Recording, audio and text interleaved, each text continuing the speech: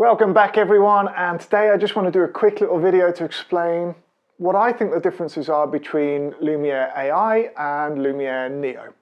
They are two standalone packages. I think personally, as a photographer, the AI version is equivalent to Lightroom and the Neo version is equivalent to Photoshop. But don't get me wrong, they are not in the same leagues as that software. They're different. But the reason I put them into those baskets is because AI does more of a library. So I've got a library of all my photos, I can do batch editing. That's why it goes to there. The Neo is more of a standalone single image editor where I can do things like add layers and stuff. So it's more equivalent to that. Features. The features that are in AI, as far as I'm aware, are all in Neo as well.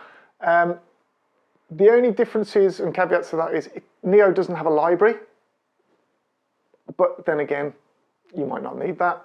And Neo has layers, AI doesn't have layers. So that's the two main differences that I see.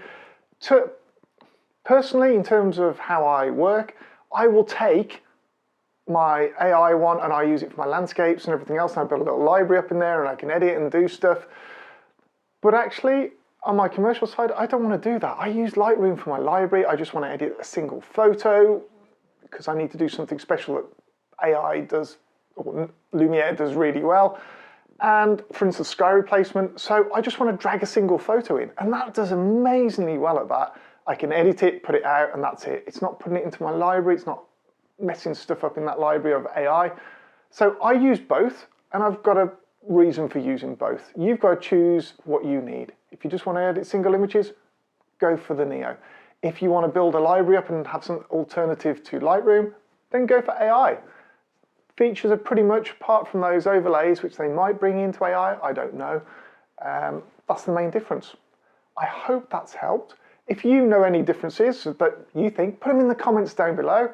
Thumbs up if you like this video, I'd really appreciate it. Look forward to seeing you on the next one.